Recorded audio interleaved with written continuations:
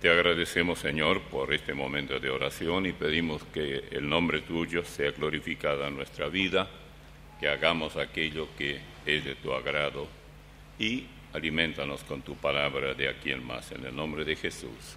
Amén. Pasamos ahora a nuestro habitual de cuando en cuando en esta forma, respuesta bíblica a nivel iglesia. Y ustedes ya saben de qué se trata porque lo hacemos por radio con cierta frecuencia, en realidad todos los días. Voy a pedir al hermano el agua. Sí, vamos a ir a preguntas, pero antes yo voy a contestar una pregunta que yo hago. Eso debe ser fácil, ¿verdad? No es fácil. A mí me tomó bastante tiempo hasta que el Señor me hizo ver cuál era el asunto, cuál era la verdad sobre el particular. Y nosotros a veces damos vueltas de aquí para allá y no podemos encontrarle el significado, pero el Señor siempre está atento a quienes buscan la respuesta en su palabra y más tarde, más temprano, sí que la encuentran. En el capítulo 4 de Marcos,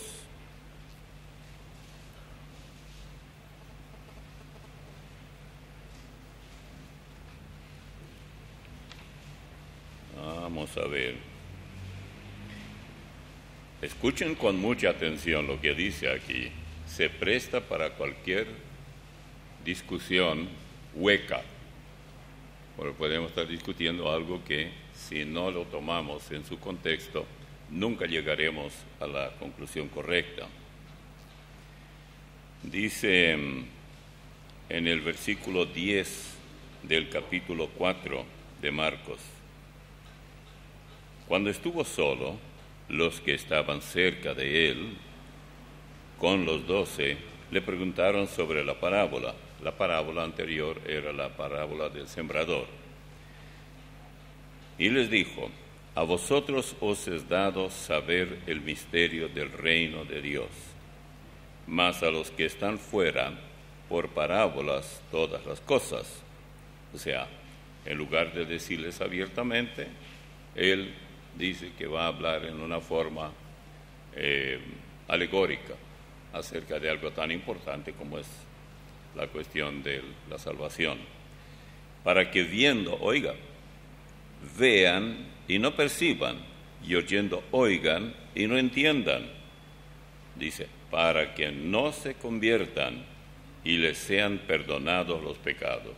Uno diría, pero Señor, ¿acaso tú no viniste para que la gente sea regenerada y se convierta y sean perdonados? La respuesta es correcta, ¿sí? Porque dice aquí, para que no se convierta. Bueno, permítanme compartir lo que yo he encontrado en esto. La Biblia no cambia, pero yo sí cambio. Por un tiempo no hablaba sobre esto, pero me di cuenta que la Biblia toda es inspiración divina y que tenemos que hablar con toda libertad.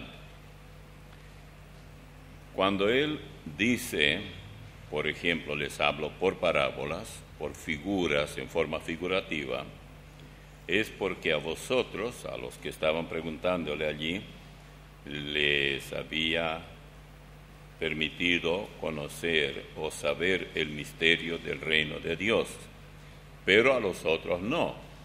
¿Cuál era el problema?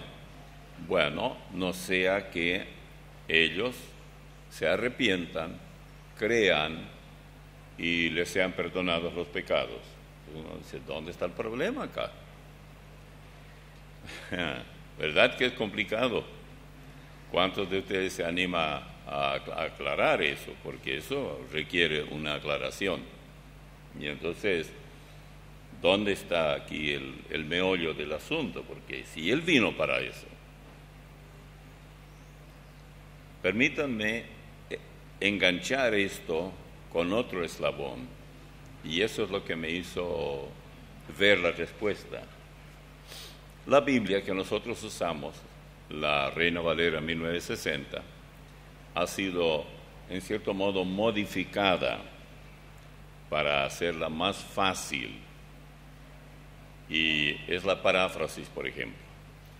La paráfrasis es muy fácil de entender. Yo mismo la uso a veces y dice esa palabra. Por ejemplo, ustedes toman el caso del arca de Noé, y allí todo está en medidas de pies, de así, y nosotros no usamos esas medidas.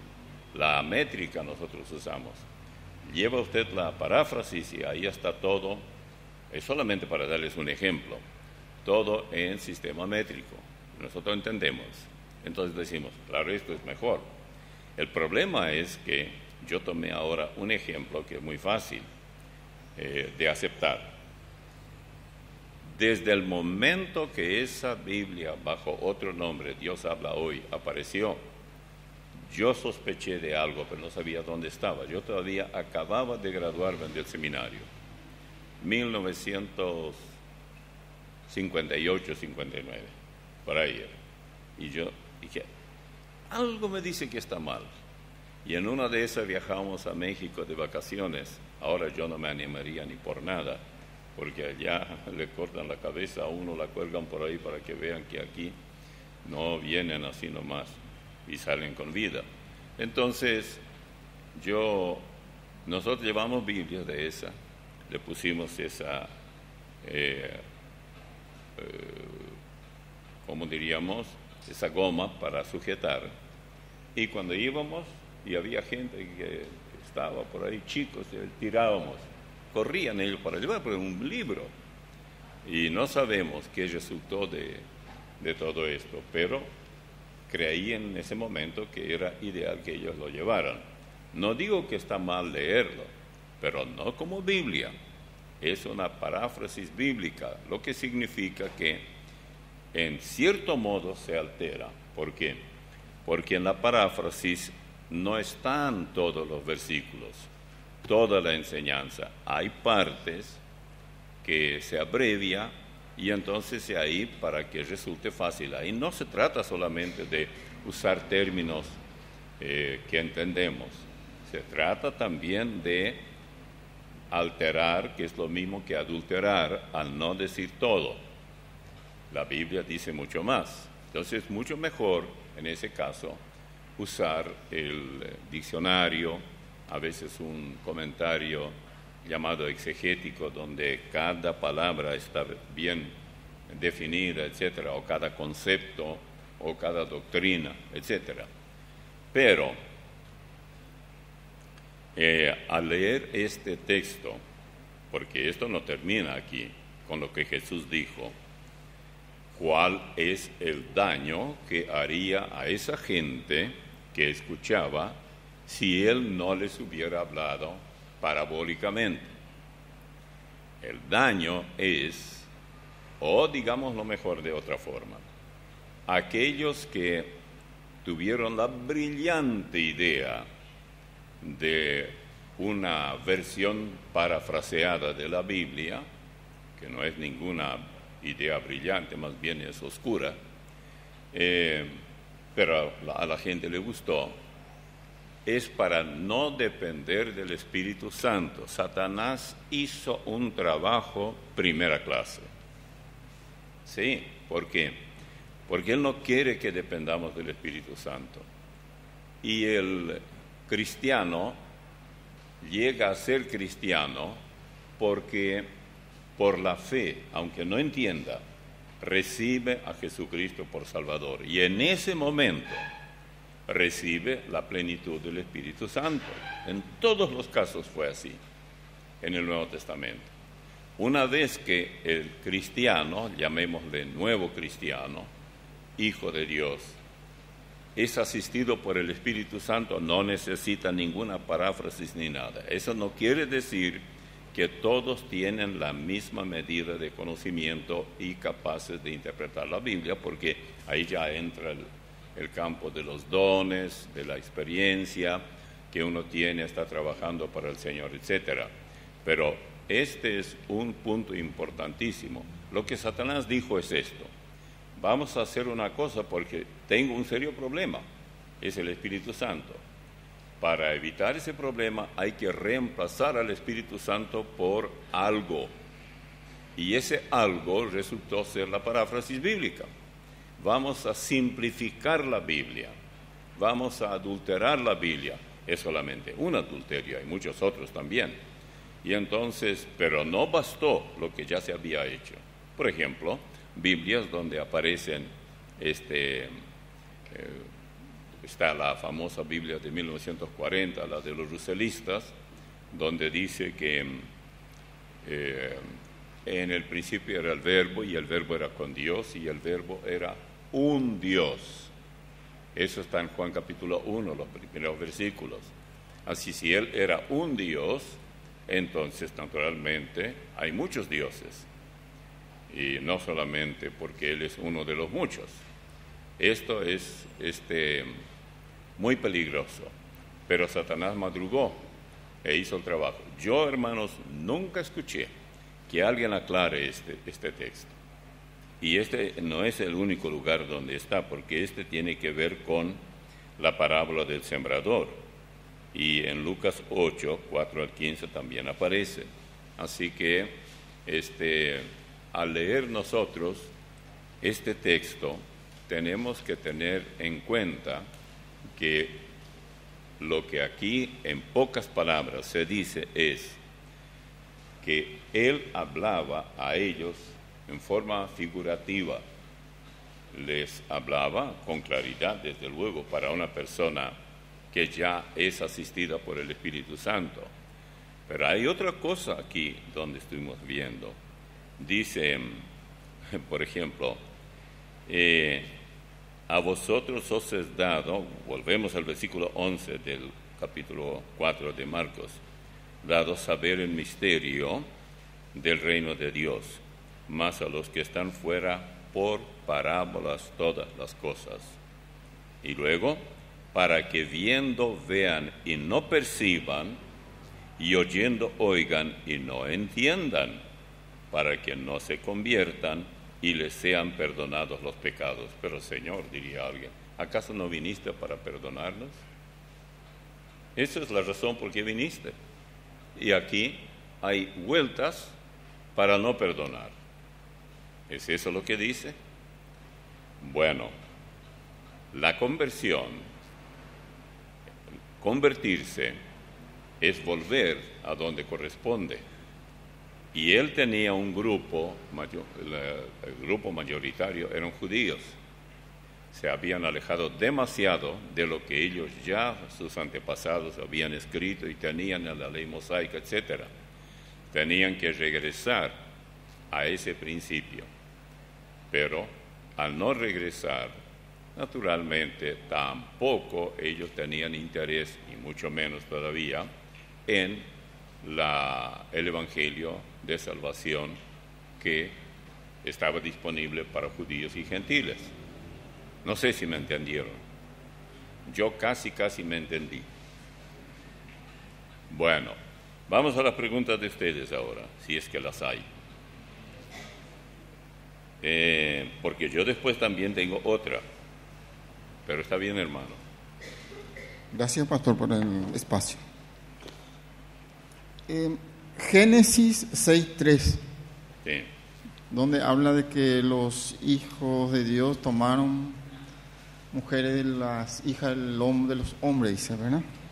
Yo escuché a varios predicadores que descartan esta posibilidad y hablan de gigantes, ¿verdad?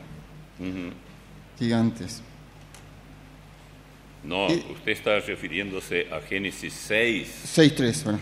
6:3, Sí. eso sí. Sí, ahí están los gigantes, raza de los gigantes. Uh-huh. Y dijo Jehová, no contenderá mi espíritu con el hombre para siempre, porque ciertamente él es carne, más serán sus días 120. Sí. Pero en el 2 dice, ¿verdad? Que viendo los hijos de Dios que las hijas de los hombres eran hermosas, tomaron para sí mujeres, cogiendo entre todas. Bueno, después vino el diluvio. Esta raza de los gigantes continúa, pastor. No termina en el diluvio. En número 13, por ejemplo, habla de que en la tierra de Canaán estaban los hijos de Anac, ¿verdad? Específicamente en Hebrón, donde los espías tuvieron miedo, ¿verdad? Y yo quiero saber si esta práctica se continuó después del diluvio, porque Jehová Dios se enojó aquí, ¿verdad?, contra el hombre, ¿verdad?, por la maldad, y vino el diluvio. Ya se entendió, ¿verdad?, mi planteamiento. Yo quiero saber si se continuó esto de la unión de los hijos de Dios con las hijas de los hombres después del diluvio, porque no terminaron los gigantes. Sí. Bueno, gracias, hermano. Los que murieron, esos gigantes, eran los que naturalmente estaban poblando nuestro planeta y hacían la vida realmente muy peligrosa para los que no estaban dentro de ellos y aún entre ellos mismos. Es un problema grave. En lo que respecta a que continuaron después, le voy a decir algo que a usted tal vez le sorprenda. Quizás hasta hoy están, pero no en cuerpos visibles, tangibles, sino en espíritu. Dentro de algún tiempo vamos a comenzar una serie de programas por radio en profecías bíblicas y vamos a usar materiales muy interesantes sobre lo que se está descubriendo, se está viendo ahora. Ahora, el hecho que algunos nieguen que eran los descendientes, por ejemplo, había quienes decían que no, lo que aquí hay es que dice, había gigantes en la tierra en aquellos días, y también después que se llegaron, ¿ves?, los hijos de Dios a las hijas de los hombres. Entonces dice, no, los hijos de Dios eran hijos de Set, o sea, descendientes de Set, que reemplazó a Abel. Y los de los hombres eran los reemplazantes de Caín. Pero ocurre un problema en esto. En el diluvio murieron absolutamente todos, tanto la descendencia de Set como la descendencia de Caín. Así que no puede ser, no quedó gente, todos murieron. Pedro dice que 8 personas fueron salvas solamente, no más. Ahora, más claro es que lo que dice en Efesios 6:12, cuando Pablo habla acerca de la lucha que tenemos hoy en día, eso nos ayuda mucho a entender qué ocurre en nuestro propio espacio. Cuando el apóstol escribe diciendo, porque no tenemos lucha contra sangre y carne, sino contra principados, contra potestades, contra los gobernadores de las tinieblas de este siglo, contra huestes espirituales de maldad en las regiones celestes. ¿Dónde están esos gobernadores de este siglo, huestes espirituales de maldad en las regiones celestes? Ellos todavía no están en la tierra para hacer de la suya, pero están muy próximos a nuestro planeta, no cabe duda. El daño que están haciendo, el mal que el mundo está viviendo, en gran parte se debe justamente a ellos. En cuanto a la parte donde en este mismo capítulo, en Génesis, capítulo 6, cuando dice que los hijos de Dios y todo eso, no hay que hacerse mucho problema, porque esto se repite también en otros lugares, donde podemos ver que quiénes son o pueden ser los hijos de Dios. En el capítulo 6 de Génesis y en el versículo 3 dice, y dijo Jehová, no contenderá mi espíritu con el hombre para siempre, porque ciertamente él es carne, mas serán sus días 120 años. Pero en el 6:1 dice: aconteció que cuando comenzaron los hombres a multiplicarse sobre la faz de la tierra, y les nacieron hijas, que viendo los hijos de Dios, que las hijas de los hombres eran hermosas, tomaron para sí mujeres, escogiendo entre todas. Algunos piensan, bueno, si eran hijos de Dios, no van a hacer semejante barbaridad. No tiene usted más que ir de aquí a Job, capítulo 1, versículo 8, y se encontrará allí con algo muy llamativo. Un día vinieron a presentarse delante de Jehová los hijos de Dios, entre los cuales vino también Satanás. Los hijos de Dios no siempre son necesariamente aquellos que siguen las enseñanzas divinas, sino Él los creó. Por ejemplo, los ángeles, así los caídos como los leales a Dios, son todos hijos de Dios por haber sido creados por Él. Por eso cuando Job tenía la experiencia que tenía, los hijos de Dios, y entre ellos, ¿quién más estuvo? Satanás. Bueno, ¿qué estaban haciendo? Si ellos fueran hijos de Dios en la forma que nosotros entendemos, ¿qué andaban haciendo con el diablo? No, los que vinieron eran demonios, los mismos que Pablo menciona en Efesios capítulo 6, versículo 12. Perdóname, pastor, si estoy equivocado, pero yo te había escuchado que antes que esos hijos de Dios eran demonios, no eran los descendientes de Set. ¿Estoy equivocado o es lo correcto? No, la gente decía que, bueno, lo cierto es que todos murieron en el diluvio. Ahora, que hubo más adelante los demonios, lo mismo que los ángeles, porque los demonios son ángeles caídos, no olvidemos eso, pueden o no tener cuerpos, se incorporan o no, se desincorporan, eso no es problema. Entonces, si pueden subsistir sin cuerpos, ¿qué les hace el diluvio? Ellos pueden estar en el espacio, aparecer en quién sabe por cuántos lugares. Tanto es así que incluso puede presentarse delante de Dios, como en este caso de Job. Se presenta nada menos que el mismo Satanás y sus acompañantes. ¿Y quiénes eran ellos? Bueno, veamos en Apocalipsis capítulo 12. Vamos a ver qué dice aquí. En el versículo 3 también apareció otra señal en el cielo. He aquí un gran dragón escarlata, que tenía 7 cabezas y 10 cuernos, y en sus cabezas 7 diademas. Y su cola arrastraba la tercera parte de las estrellas del cielo, y las arrojó sobre la tierra.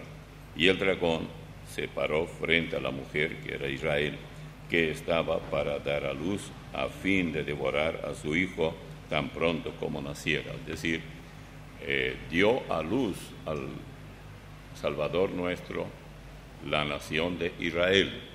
Por eso el deseo de destruir a Israel es tan fuerte, y él tiene a sus secuaces para hacer esto. Si nosotros hacemos un estudio cuidadoso de la palabra de Dios, no nos vamos a equivocar. Any other question, como dicen?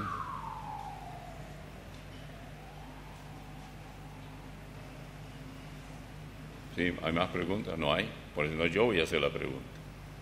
Ok, ahora yo pregunto. Mucho se ha dicho de esto en nuestro programa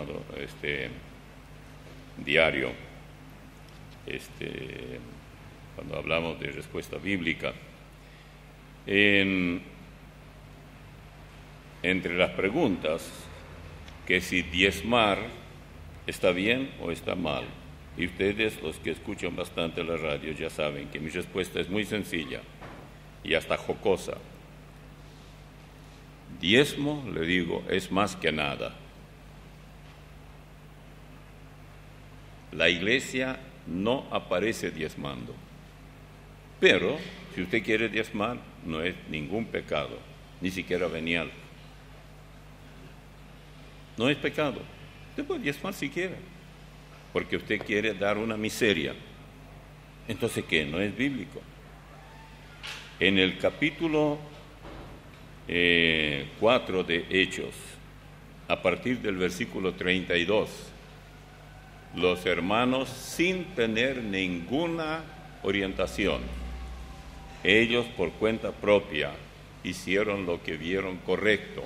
Y escuche bien, y la multitud de los que habían creído era de un corazón y un alma, y ninguno decía ser suyo propio nada de lo que poseía,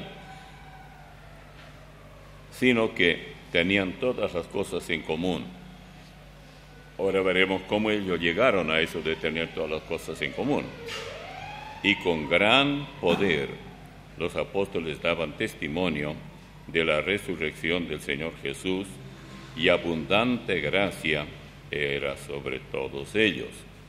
Así que no había entre ellos ningún necesitado, porque todos los que poseían heredades o casas las vendían y traían el precio de lo vendido y lo ponían a los pies de los apóstoles, y se repartía a cada uno según su necesidad.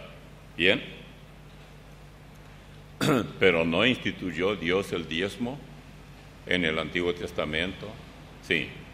¿No es el Antiguo Testamento tan Biblia como el Nuevo? Sí. ¿Y cuál era el propósito del diezmo? Veamos en Deuteronomio, en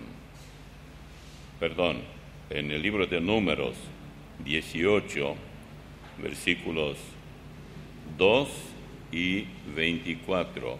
Libro de Números, ya estamos en el Antiguo Testamento. 18, el capítulo. Números 18.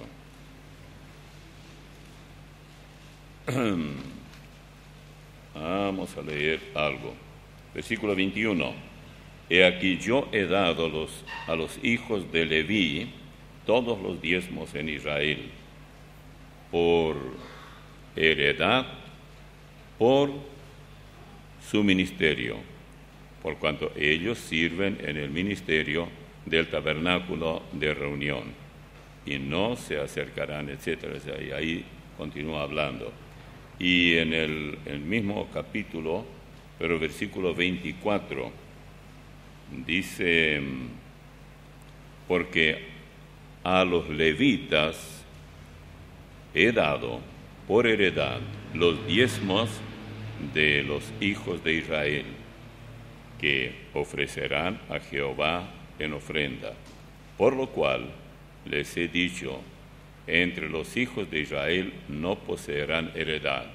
Claro, de todas las 12 tribus de Israel, la de Leví no tenía nada, porque Dios organizó de tal manera que una de las 12 tribus, las 11 tenían propiedades, podían criar, podían ser ganaderos, agricultores, lo que querían, pero la de Leví no, porque ellos tenían que ocuparse en la enseñanza de los principios que Dios les dio en la persona de Moisés al comienzo. Así que ellos tenían que dar sus diezmos. Cuando ellos dejaban de dar, Dios allá en Malaquías los llama ladrones. Y hay muchos pastores que dicen, si usted, hermano, no diezma, usted es un ladrón. Y claro, los ladrones tendrían que ir a Tacumbú, pero ahora no, van a la Casa de Gobierno y son parte de diputados o congresistas o algo así. Así que da lo mismo. La verdad es que mejor ser ladrón que no serlo, ¿verdad? Para aquellos que les gusta ser político. Bueno, luego tenemos otro texto, y es Levítico 27, versículos 30 al 33, 27 de Levítico.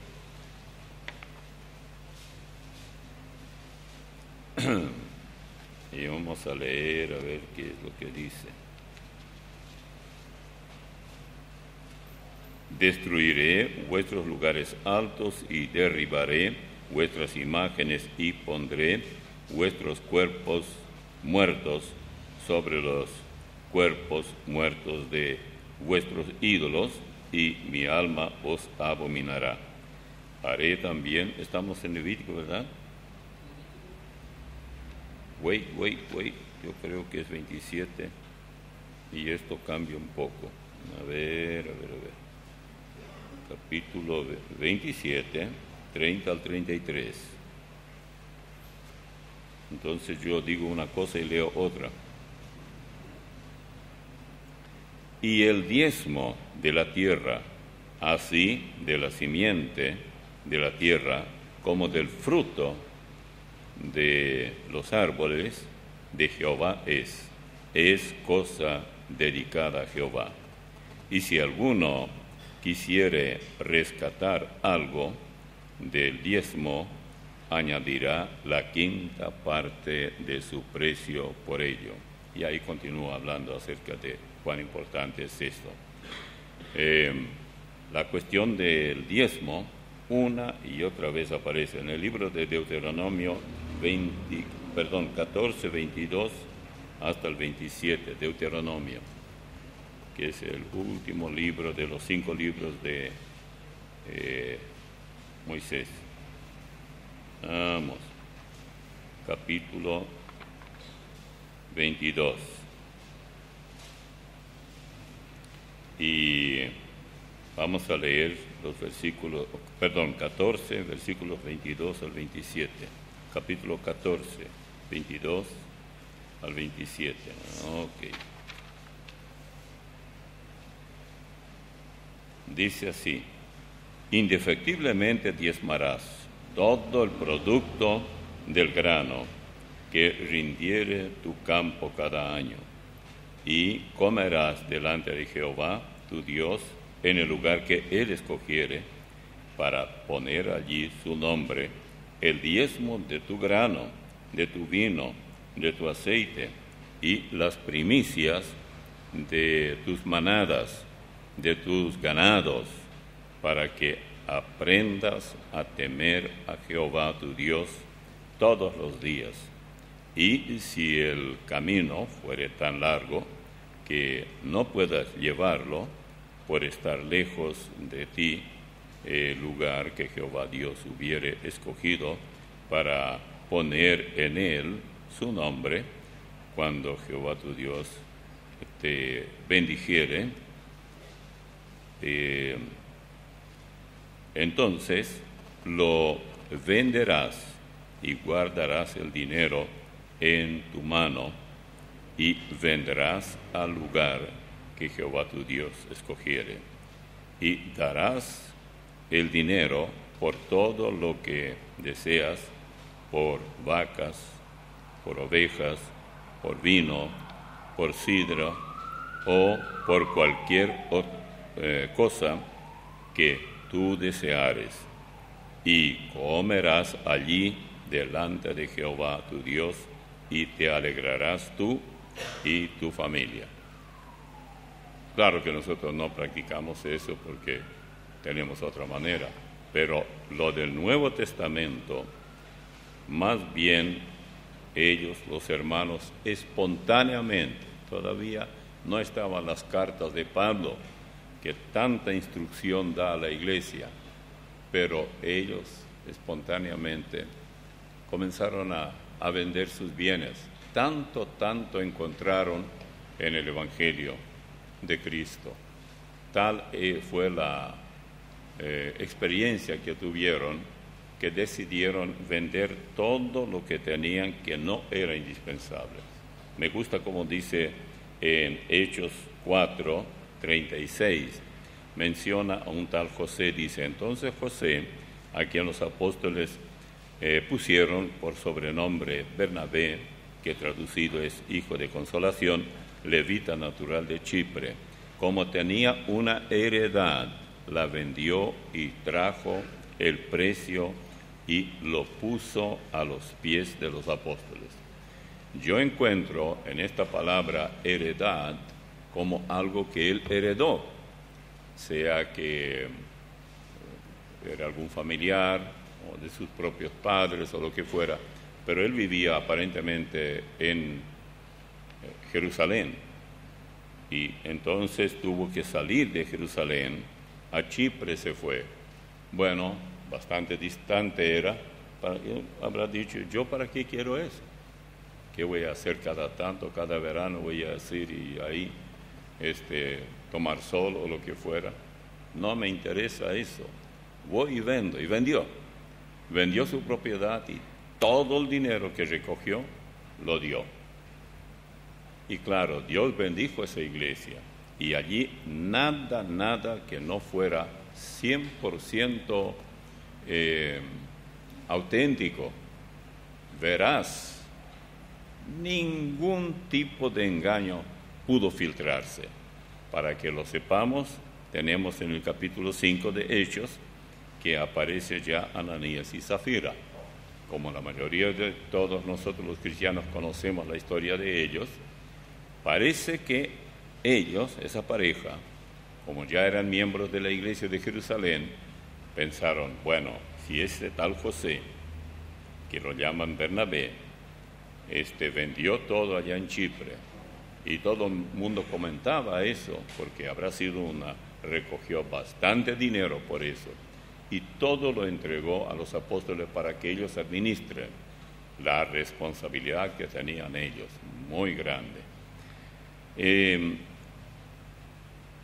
Esta pareja intentó engañar, aunque uno diría a Pedro, pero él dijo, no es conmigo.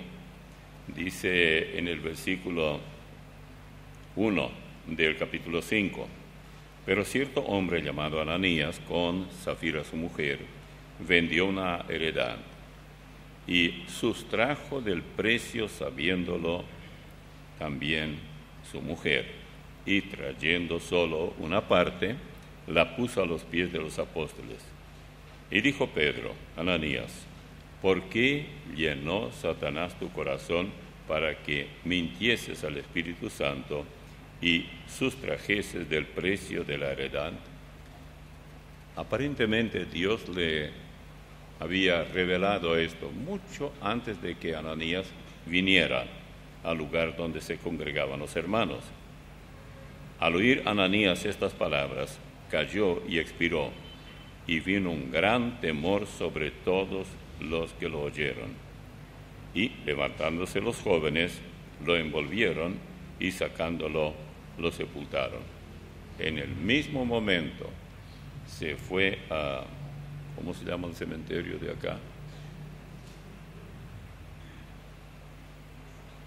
Hay cementerios que tienen nombres, ¿no? Recoleta.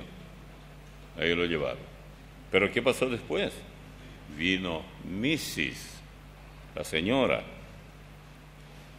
Pasado un lapso como de 3 horas, sucedió que entró su mujer, no sabiendo lo que había acontecido. Seguro que ella pensó, llegamos a un acuerdo, si él dijo que todo el dinero es el que escogimos, me dijo que diga lo mismo, bueno, yo voy a decir lo mismo, y Pedro es solamente un pescador del mar de Galilea. ¿Qué va a saber él lo que pasó? Bueno, resulta que calcularon mal. Entonces Pedro le dijo, dime, ¿vendisteis en tanto la heredad? Y ella dijo, sí, en tanto.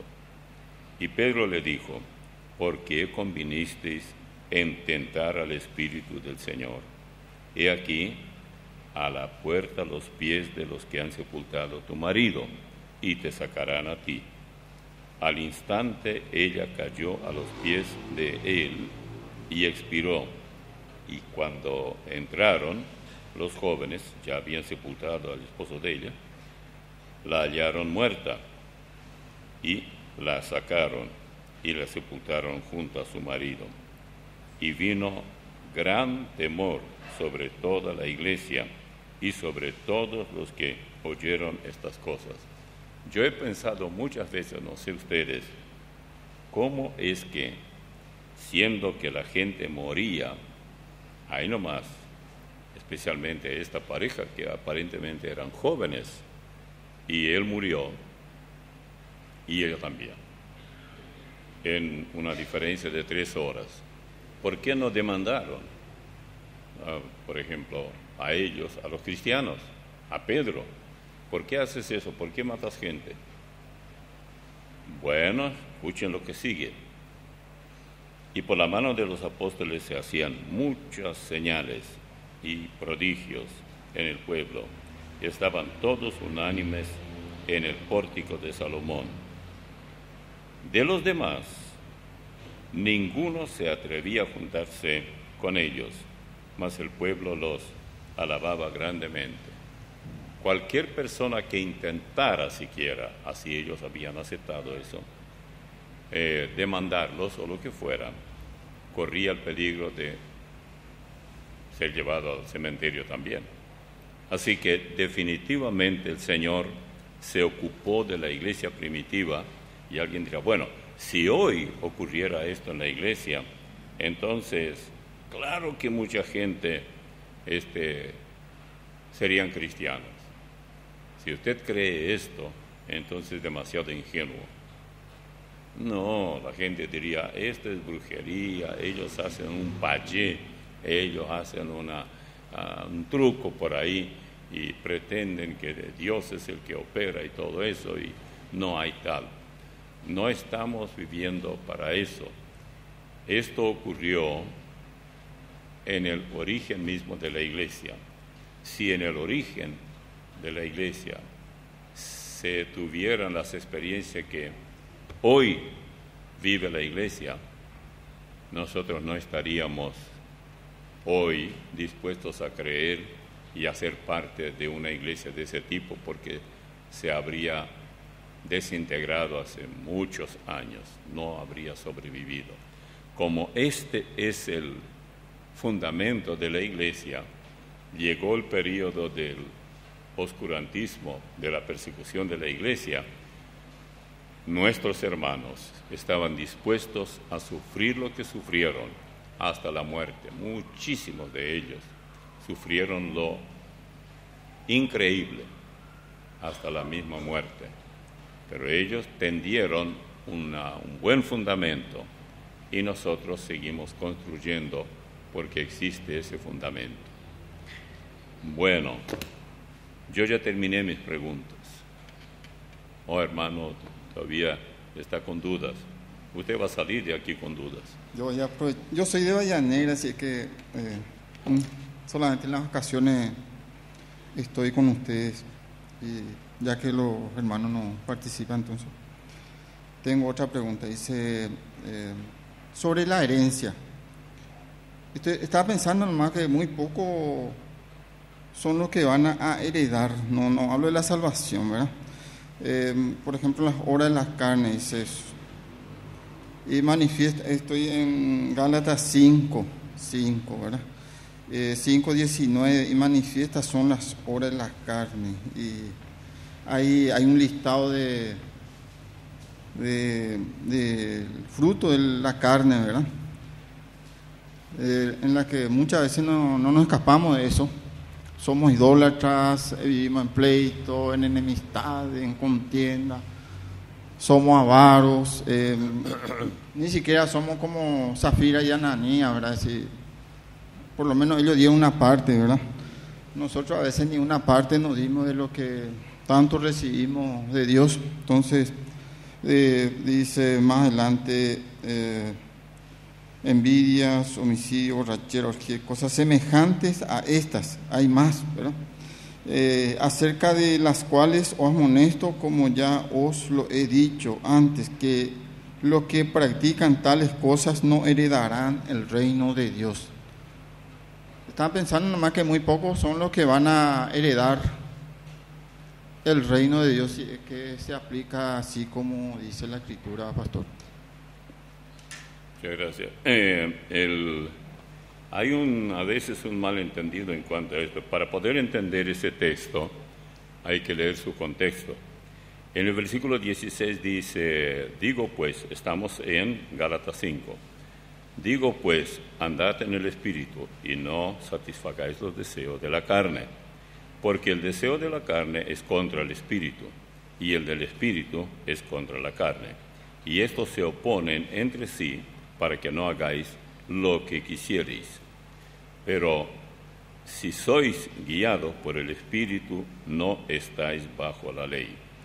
Y entonces viene, manifiestas son las obras de la carne, que son adulterio, fornicación, inmundicia, lascivia, idolatría, hechicería, enemistades, pleitos, celos, iras, contiendas, disensiones y herejías, envidias, homicidios, borracheras, orgías y cosas semejantes a estas, acerca de las cuales os amonesto, como ya os he dicho antes, que los que practican tales cosas no heredarán el reino de Dios. Y luego pasa al otro grupo. Mas el fruto del Espíritu es amor, gozo, paz, paciencia, benignidad, bondad, fe, mansedumbre, templanza. Contra tales cosas no hay ley.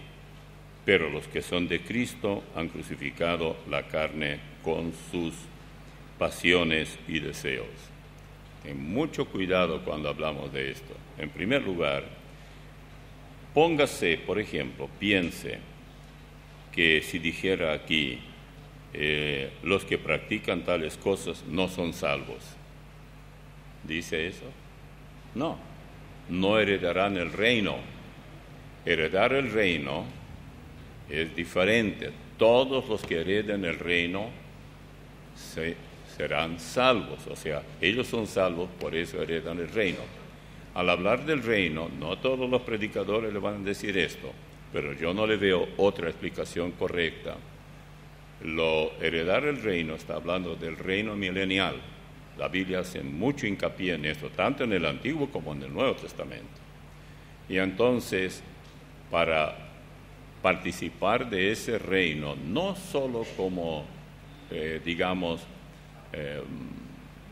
ciudadano, sino como cooperador, como parte del reinado que estará a cargo de nuestro Señor. Él tendrá su trono en Jerusalén, pero el mundo va mucho más allá de Israel y de Jerusalén propiamente dicho.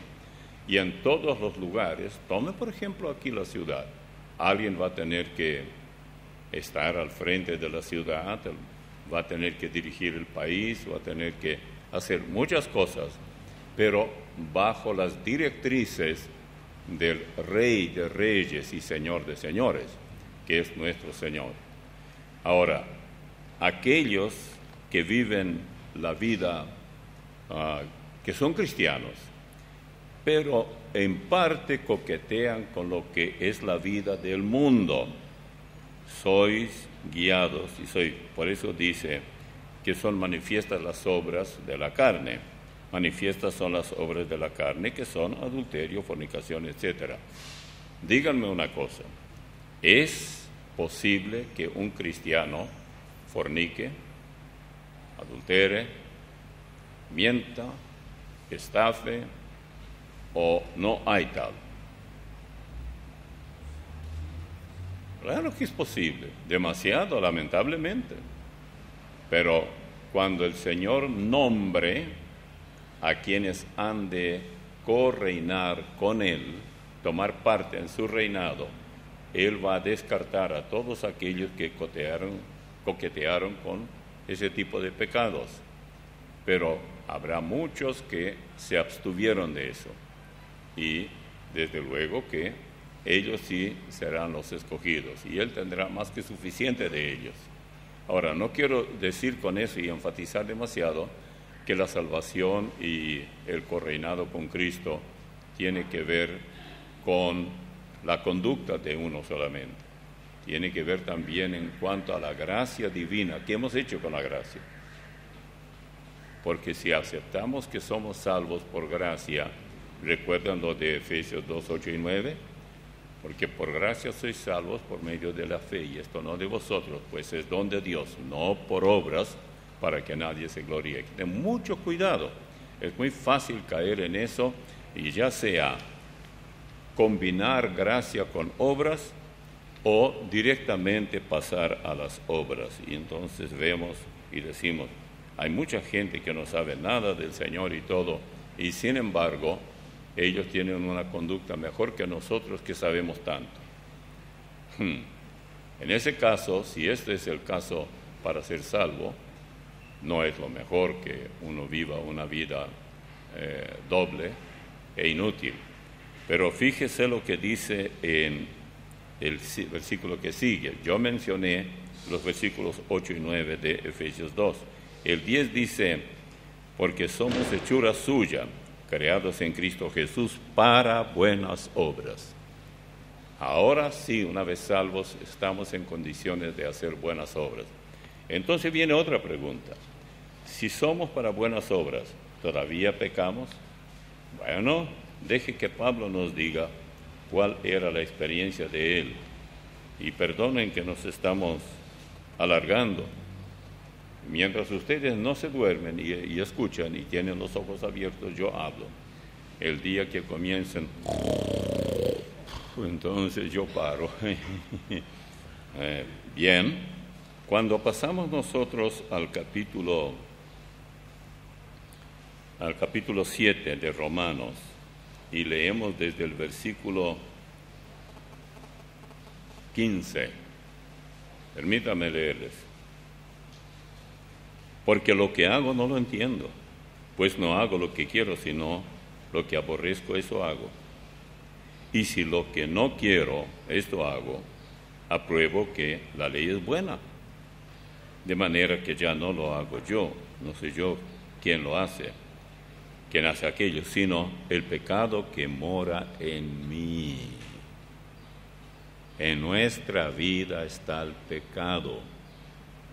Por eso de repente tenemos pensamientos crudamente nocivos, putrefactos, malolientes y todo eso. ¿Por qué? Porque el pecado mora en este cuerpo. Tenemos dos gobernantes. Uno es el Señor, que quiere tener la primacía, y el otro es Satanás. Después de todo, él tiene su derecho también. Por lo menos así lo imagina. Y yo sé que en mí, esto es en mi carne, en el versículo 18, no mora el bien, porque el querer el bien está en mí, pero no el hacerlo. Depende de qué es bueno para uno. Si una persona piensa que, bueno, ¿yo adulterar? No, jamás. Bueno, el Señor dijo, el que mira a una mujer para codiciarla, ya adulteró. Entonces, si usted cree que no adultera, hace mentiroso a él, al Señor. Y usted es un adúltero remachado, totalmente legal para el reino de Satanás. Usted dirá, no, esto me insulta. No importa. Es mejor insultarle ahora que todavía usted tiene la oportunidad de corregirse y no demasiado tarde. Y después dirá, bueno, el pastor nunca dijo eso. Versículo 19, porque no hago el bien que quiero, sino el mal que no quiero, eso hago. Y si hago lo que no quiero, ya no lo hago yo, sino el pecado que mora en mí. Mientras estamos en este cuerpo, el pecado está allí.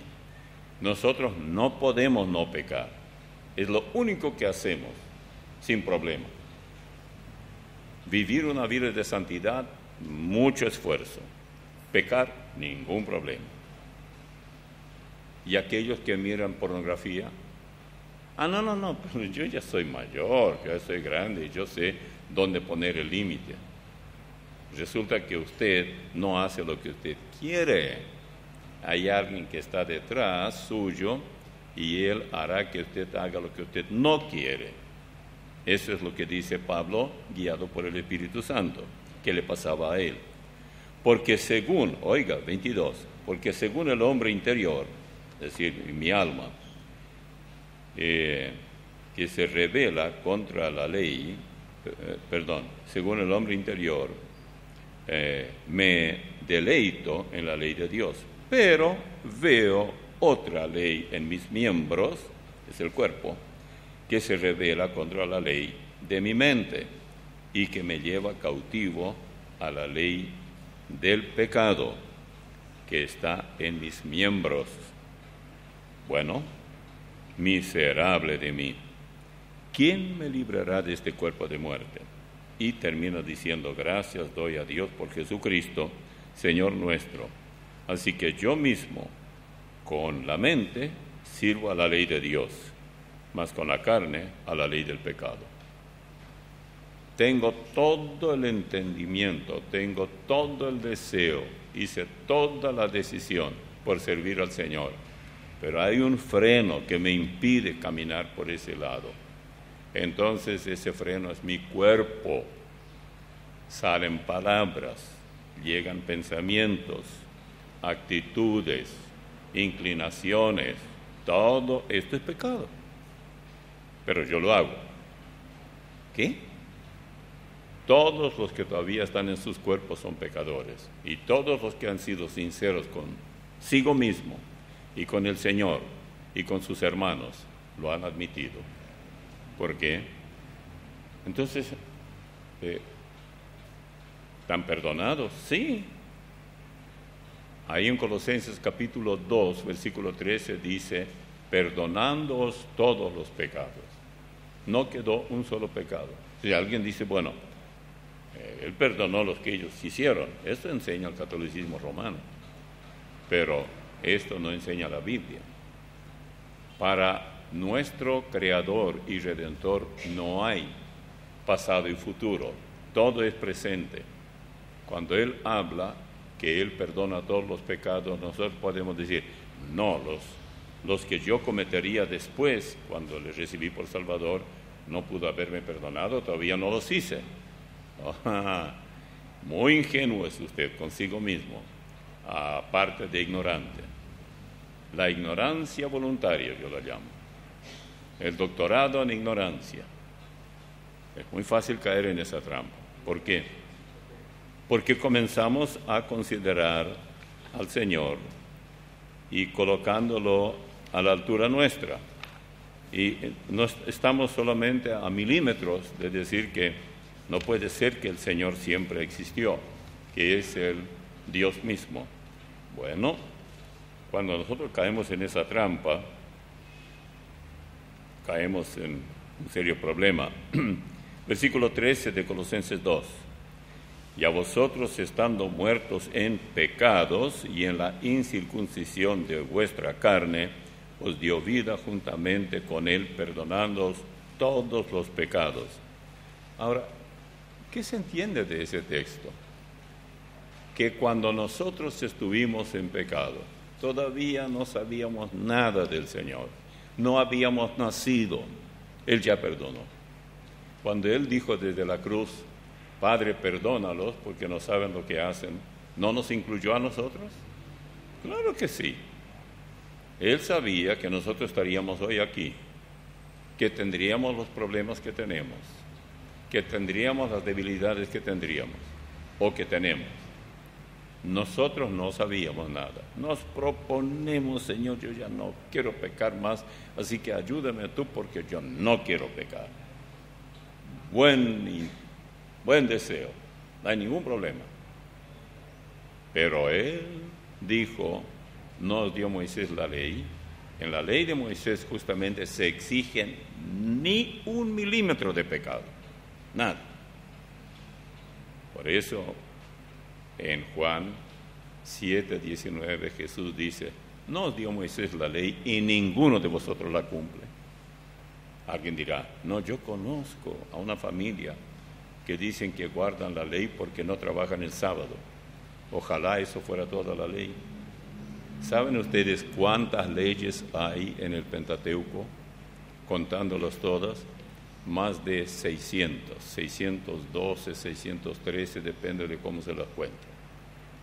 Y una vez una persona llamó a la radio y dice, deme la lista donde están. Dice, no, digo, usted tiene que leer los 5 primeros 5 libros de la Biblia, e ir anotando a medida que avance, y allí usted encontrará mandamientos. Y cada mandamiento es un mandamiento. Parece que algunos piensan que los únicos mandamientos que hay son los 10 mandamientos de Éxodo 20. No, eso sí, también son mandamientos, pero eso no es todo. Bueno, yo creo que ya ustedes escucharon mucho. Vamos a orar. Padre amado, gracias te damos por tu palabra. Bendícela en nuestro corazón y permite que en todo el nombre tuyo sea glorificado, nosotros seamos edificados y hagamos tu voluntad. En el nombre de Jesús te pedimos y te agradecemos. Amén.